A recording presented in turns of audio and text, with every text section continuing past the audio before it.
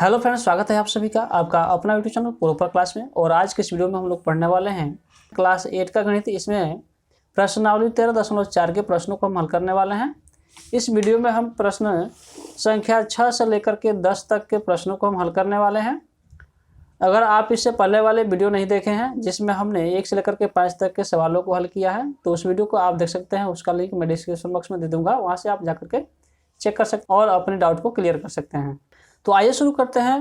प्रश्न संख्या 6 से 6ठा नंबर क्वेश्चन कह रहा है, एक लड़का 2 लीटर दूध खरीदने गया। दुकानदार ने उसे एक आयताकार आधार वाले बर्तन से, जो 20 सेंटीमीटर लंबा, 15 सेंटीमीटर चौड़ा और 5 सेंटीमीटर गहरा था, एक बार माप कर दे दिया। बताइए उस लड़के को कितना कम या अधिक दूध मिला यदि 1 लीटर बराबर 1000 घन सेंटीमीटर। यहाँ पर कहा गया है कि एक लड़का है, वह दुकानदार के पास जाता है वह दूध लेने के लिए। कितना? तो 2 लीटर के लिए। लेकिन वह दुकानदार क्या करता है कि एक आयताकार बर्तन रखता है। उस बर्तन की जो लंबाई, चौड़ाई और गहराई है वह कुछ इस प्रकार से है। उसी से एक बर्तन वह नाप करके दे देता है।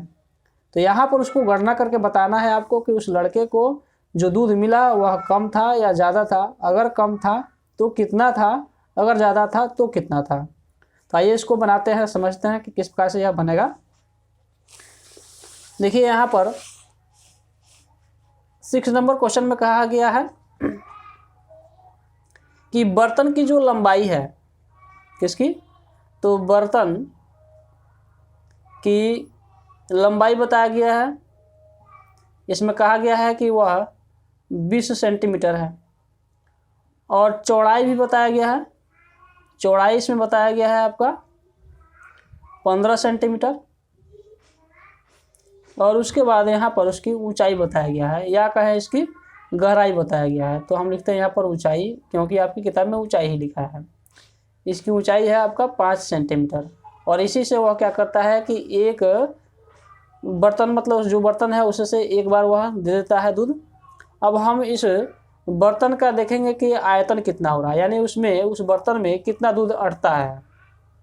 तो उसके लिए हमको निकालना पड़ेगा कि बर्तन का आयतन। तो लिखते हैं बर्तन की आयतन बराबर, ठीक ना। और इसकी आयतन निकालने के लिए हमको क्या करना होता है, इसका फॉर्मूला है लंबाई गुणे चौड़ाई गुणे ऊंचाई। इस फॉर्मूला पर आप उसको निकाल सकते हैं। तो इन सबको हम क्या करें, जिस तरह से यह फॉर्मूला है उस तरह से इसको बैठा देते हैं। लंबाई की जगह पर 20 लिखेंगे, चौड़ाई की जगह पर 15 और ऊंचाई की जगह पर हम 5 लिखते हैं। यहाँ पर देखिए, अब हम इसको गुणा करते हैं। 20 से गुणा करते हैं 5 को, तो 20 × 50 100 होता है। और 100 में कितना जीरो होता है? 2 जीरो होता है। तो हम क्या करें, इस 15 को यहाँ पर लिख लेते हैं। और 100 से गुणा करना बहुत आसान होता है, क्योंकि जितना उसमें जीरो होता है उतना यहाँ पर हम बैठा देते हैं। उसका यह निकल जाता है उसका गुणा, ठीक ना। ये क्या हो गया? 1500 सेंटीमीटर क्यूब हो गया, या कहें इसको घन सेंटीमीटर। तो उसको इतना दूध मिला है।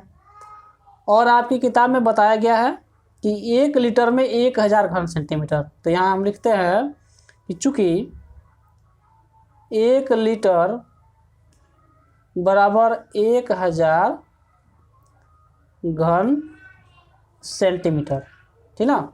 इसलिए 2 लीटर में कितना हो जाएगा? इसलिए हो जाएगा आपका 2 लीटर में आपका हो जाएगा 1000 गुणे 2 बराबर हो जाएगा आपका 2000 घन सेंटीमीटर, ठीक ना, घन सेंटीमीटर। तो इतना उसको दूध चाहिए था। मिला कितना? इतना मिला कि इसको 500 ml या कहें 500 घन सेंटीमीटर क्या है, कम मिला है। क्योंकि उसको 2000 चाहिए था और मिला कितना है? 1500 मिला है। उसको दूध कितना कम मिला है उसको निकालते हैं। तो यहाँ लिखेंगे हम 1500 माइनस 2000। तो 15 में से हम जब 2000 घटाएंगे तो क्या आएगा?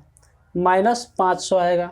तो 500 घन सेंटीमीटर हो जाएगा, घन सेंटीमीटर। और यहाँ बताया गया है कि 1000 घन सेंटीमीटर बराबर 1 लीटर। तो 500 घन सेंटीमीटर मतलब हुआ कि आधा लीटर। तो इसको हम यहाँ पर लिख देंगे कि आधा लीटर, यानी उसको आधा लीटर कम मिला। या लिख देंगे हम कि 500 ml, क्या लिखेंगे? 500 ml कम मिला, या ये अभी लिख सकते हैं हम कि 0.5 लीटर, ठीक ना, 0.5 लीटर क्या हुआ है, दूध उसको कम मिला।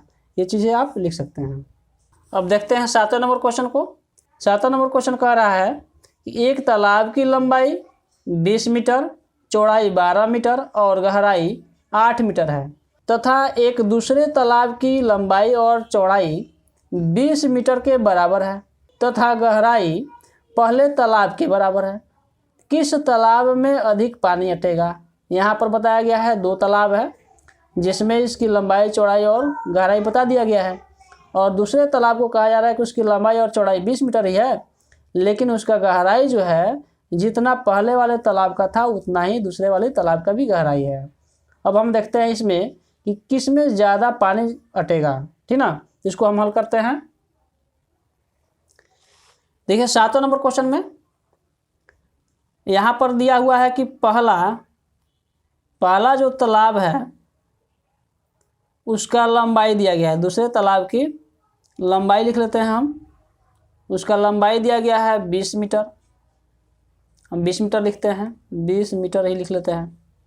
उसके बाद यहाँ पर चौड़ाई दिया गया है, चौड़ाई है आपका 12 मीटर, और इसका गहराई क्या है, गहराई बताया गया है, गहराई इसका बताया गया है 8 मीटर, हम यहाँ पर लिखते हैं 8 मीटर।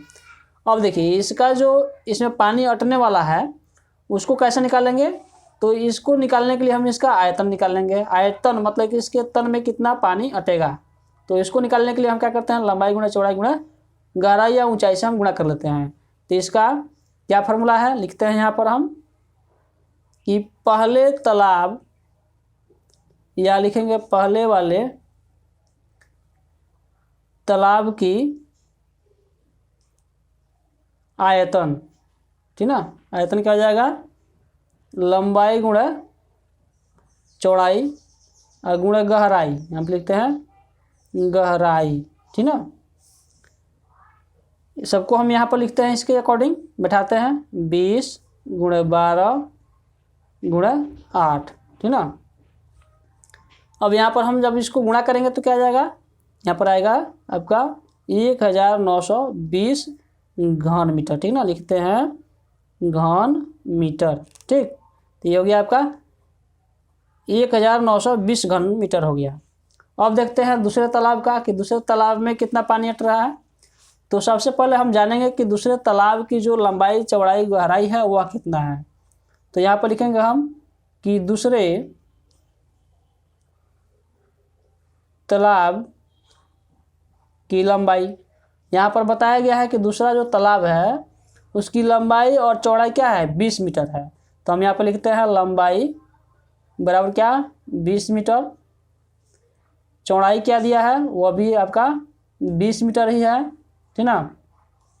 और कहा है कि उसकी जो गहराई है ना, क्या है, गहराई, उसकी जो गहराई है वह पहले वाले तालाब की गहराई के बराबर है, यानी इसका जब 8 मीटर है तो उसका भी क्या हो जाएगा, 8 मीटर ही होगा।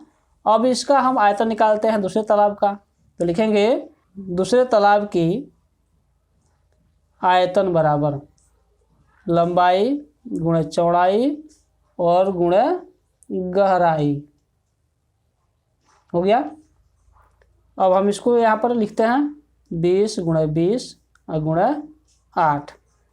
अब सबको हम गुणा कर लेते हैं, यहाँ पर हम करेंगे 0 को छोड़ देते हैं, अभी 8 से गुणा करते हैं 2 में, 16 हो गया, 16 से गुणा करेंगे हम 2 में तो क्या आ जाएगा आपका 32 हो जाएगा। तो यहाँ पर 32 लिखते हैं, और इस दोनों 0 को हमने छोड़ दिया था, इन दोनों 0 को हम यहाँ पर बैठा देते हैं, हो गया इसका गुणा।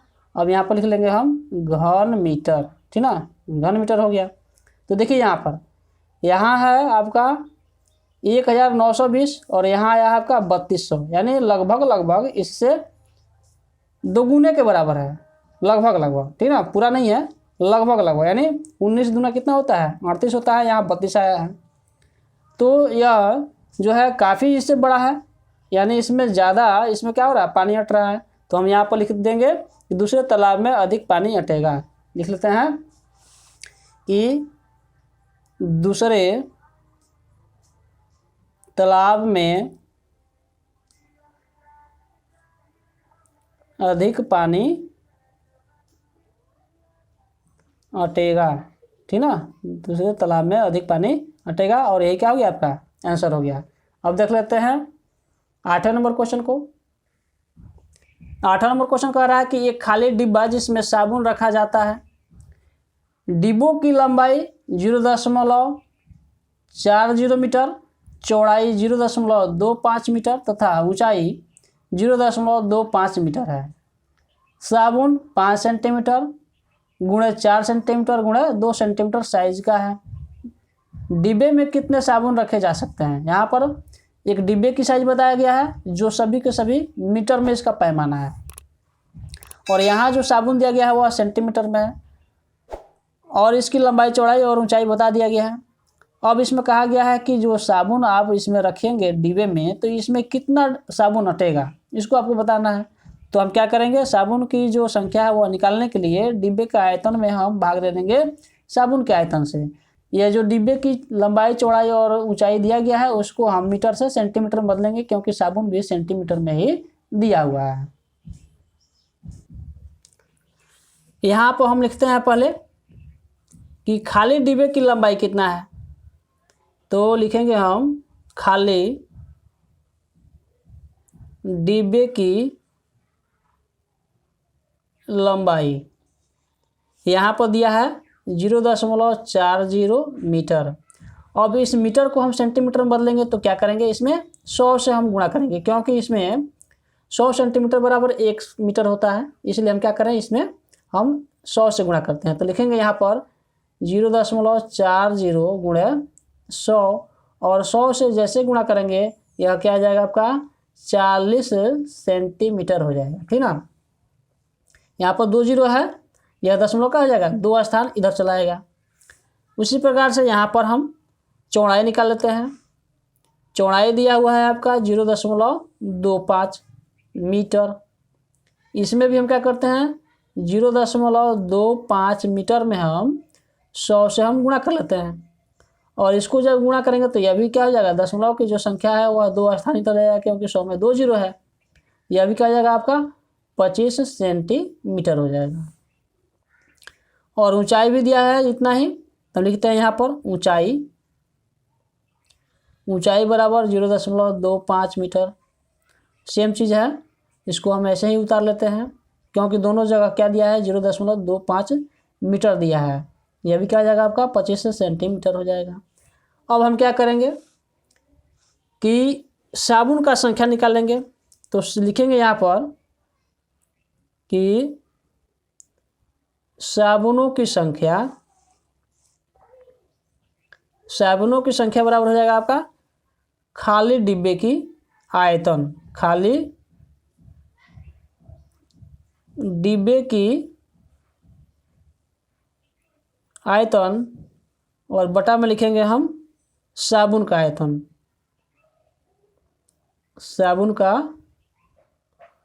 आयतन, ठीक ना। तो देखिए खाली डिब्बे का आयतन निकालना होता है तो क्या करते हैं, उसकी लंबाई चौड़ाई और ऊंचाई में गुणा कर देते हैं। उसी प्रकार साबुन का आयतन भी निकालेंगे तो साबुन का जो लंबाई चौड़ाई और ऊंचाई है उससे गुणा कर देंगे। तो यहाँ पर लिखते हैं खाली डिब्बे का क्या है, ये निकल के आया हमको 40, 25 और 25। तो लिखते हैं यहाँ पर हम 40 गुणा 25, और जो आपका साबुन था, साबुन का दिया हुआ है कि 5 गुणा 4 गुणा 2, ये हो गया आपका। हम इसको कटाते हैं 5 से, इसको कितना बार में कट जाएगा, 5 बार में कट जाएगा। इससे इसको हम कटाते हैं, यह 10 बार में कट जाएगा। फिर 2 से हम इसको कटाएंगे, 5 बार में कट जाएगा। अब देखिए यहाँ पर क्या हो रहा है, 5 में हम 5 से गुणा करेंगे क्या आ जाएगा 25 हो जाएगा। तो ये हो गया आपका 25 और ये हो गया आपका 25। तो 25 में 25 से गुणा करेंगे मतलब कि 25 का स्क्वायर निकालेंगे, और 25 का स्क्वायर आपको पता है कि कितना होता है 625 होता है। तो इतना आपका क्या हो गया, यह इसका संख्या हो गया। ये लिख देंगे हम यहाँ पर 625 साबुन यहाँ पर अटेगा, और यही आपका क्या हो गया आंसर हो गया। देखते हैं 9वें नंबर क्वेश्चन को। 9वां नंबर क्वेश्चन कह रहा है 30 मीटर लंबा, 25 सेंटीमीटर चौड़ा तथा 4 मीटर ऊंची दीवार बनानी है। यदि एक ईंट की लंबाई 25 सेंटीमीटर, चौड़ाई 12.5 सेंटीमीटर तथा ऊंचाई 7.5 सेंटीमीटर हो तो उस दीवार को बनवाने में कितनी ईंटें लगेंगी। अब कह रहा है कि सीमेंट व बालू का आयतन नगण्य माना गया है, मतलब इसमें सीमेंट बालू जो बीच बीच में लगता है ना, उसकी आयतन को नगण्य माना गया है, मतलब उसको उसमें काउंट नहीं किया जा रहा है, सिर्फ आपको ईंटा का बताना है। तो हम यहाँ पर क्या करते हैं, जिस प्रकार से हमने इसको निकाला खाली डिब्बे के आयतन में हम भाग दे दिए इसे, तो साबुन से उसी प्रकार से हम निकालेंगे कि दीवार का आयतन क्या हो रहा है, उसमें हम भाग लगा देंगे इस ईंटे के आयतन से। सबसे पहले यहाँ पर जो मीटर में दिया है इसको सेंटीमीटर में चेंज कर लेंगे और उसके बाद हम निकालेंगे, क्योंकि ईंट की जो साइज़ है वो अभी सेंटीमीटर में है, तो हमें इसलिए हम इस दीवार का यूनिट भी हम क्या करेंगे, सेंटीमीटर में चेंज कर लेंगे। जहाँ जहाँ मीटर है सब जगह सेंटीमीटर में कन्वर्ट कर लेंगे, तब हम इसको हल करेंगे। तो आइए देखते हैं किस प्रकार से बनेगा। 9 में की लिखेंगे यहाँ पर दीवार की लंबाई बराबर क्या दिया है आपका, 30 मीटर दिया है, ठीक ना। तो 30 मीटर है तो इसको हम क्या करते हैं, सेंटीमीटर में कन्वर्ट करते हैं। तो लिखेंगे 30 गुणे 100 बराबर क्या हो जाएगा आपका, 30 तो यह था, 2 जीरो और बैठा देंगे तो हम यहाँ पर लिखते हैं ये क्या हो गया आपका 3000 सेंटीमीटर हो गया। उसके बाद यहाँ पर चौड़ाई निकाल लेते हैं। चौड़ाई आपका दिया है 20 सेंटीमीटर, इसमें कोई दिक्कत ही नहीं है।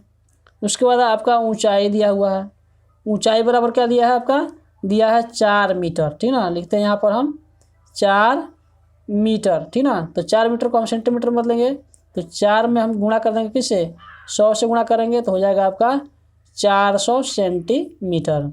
अब हम निकालते हैं ईंटों की संख्या, ठीक ना। तो लिखेंगे हम यहाँ पर ईंटों की संख्या।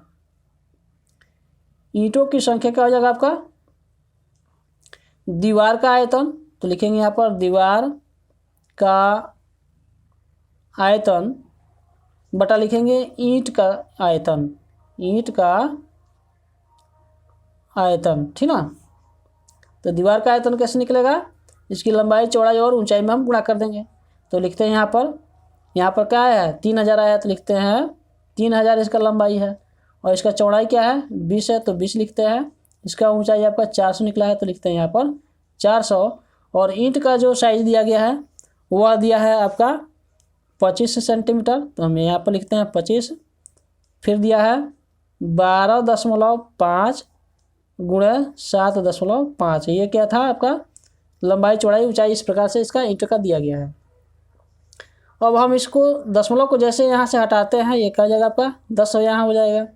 यहाँ से अगर हटाते हैं तो यहाँ पर एक ठो और जीरो बढ़ जाएगा, यानी यहाँ पर 100 हो गया। तो ये हो गया आपका 125 और ये हो गया आपका 75। अब हम 75 से इसको काटेंगे तो 75 दूना कितना होता है 150 होता है, और 75 चौका हो जाएगा आपका 300। 75 से इसको काटते हैं तो क्या हो जाएगा, यहाँ 300 कट जाएगा, कबर में 4 बार में कट जाएगा, और यह आपका जीरो बच गया। तो इसको यहाँ लिख लेते हैं, पूरा का पूरा कट गया 75 से। 25 से काटेंगे, यह 5 बार में कट जाएगा और यह 4 बार कट जाएगा 25 से अगर काटते हैं तो। उसी प्रकार से यहाँ पर हम इस 5 से इसको काटते हैं तो 4 बार में कट जाएगा, और 25 से हम इसको काटेंगे 400 को, ठीक ना। तो 25 का पहाड़ा अगर हम 4 बार पढ़ते हैं तो 100 आता है, 2500 का 100। तो 4 बार में 100 आया तो 400 कितना बार में आएगा, 400 का 16 बार में आएगा, ठीक ना। तो यहाँ पर हम इसको 16 बार में इसको काट लेते हैं 25 से। अब यहाँ क्या बच गया आपका, ये देख लेते हैं 40 है, तो हम यहाँ पर लिखते हैं 40 गुणे 4 गुणे 16 और गुणे आपका यहाँ पर फिर से 4, और सबको जब हम गुणा करेंगे तो क्या हो जाएगा आपका, यहाँ पर आएगा आपका 10,240। तो ये क्या हो गया आपका 10,240 ईंट यहाँ पर आपका निकल कर आया, और यही आपका क्या हो गया आंसर हो गया। देखते हैं 10वें नंबर क्वेश्चन को। 10वां नंबर क्वेश्चन कह रहा है कि एक कमरे की लंबाई 15 मीटर, चौड़ाई 10 मीटर तथा ऊंचाई 8 मीटर है। उस घर में कितनी हवा भरेगी। यहाँ पर बताया गया है कि ये जो कमरा है उसकी लंबाई चौड़ाई और ऊंचाई बता दिया गया है, और इसमें पूछा गया है कि उसमें कितना हवा भरेगा। हवा भरने का मतलब हुआ कि उस घर का जितना आयतन होगा ना, यानी खाली स्थान अंदर जो होगा उतना ही इसमें हवा भरेगा। तो इस कमरे का आयतन जब हम निकालेंगे तो हवा उसमें कितना भरेगा वह यहाँ पर निकल जाएगा।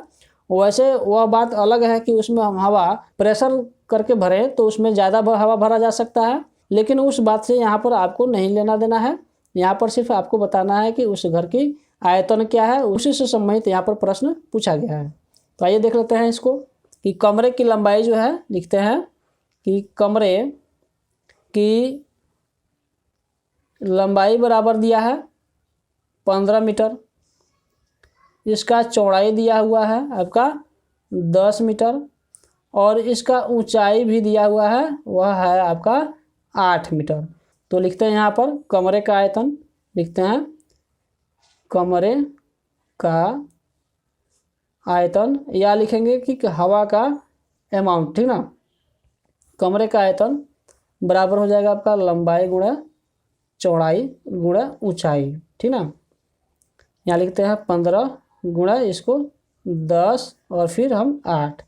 देखिए यहाँ पर 15 8 कितना होता है आपका, होता है 120, ठीक ना। तो हम लिखते हैं यहाँ पर 120 और 10 से जैसे गुणा करेंगे 1 जीरो यहाँ बढ़ जाएगा और यह क्या हो गया आपका 1200 या कहें 1200 मीटर क्यूब हो जाएगा, ठीक ना। 1200 मीटर क्यूब, या इसको लिख सकते हैं हम घन मीटर, ठीक ना, घन मीटर। और यह आपका आंसर हो गया। और इसी प्रश्न के साथ हमारा यह वीडियो समाप्त होता है। इसके बाद आने वाली वीडियो में हम प्रश्नावली 14.1 के प्रश्नों को हम हल करेंगे और समझेंगे। तो हमारे साथ बने रहने के लिए हमारे चैनल को सब्सक्राइब करें और अपने दोस्तों के साथ शेयर करें। तो बेल आइकन के ऑल पर क्लिक कर लें ताकि आपसे एक भी वीडियो मिस ना हो। मिलते हैं अगले वीडियो में, तब तक के लिए जय हिंद।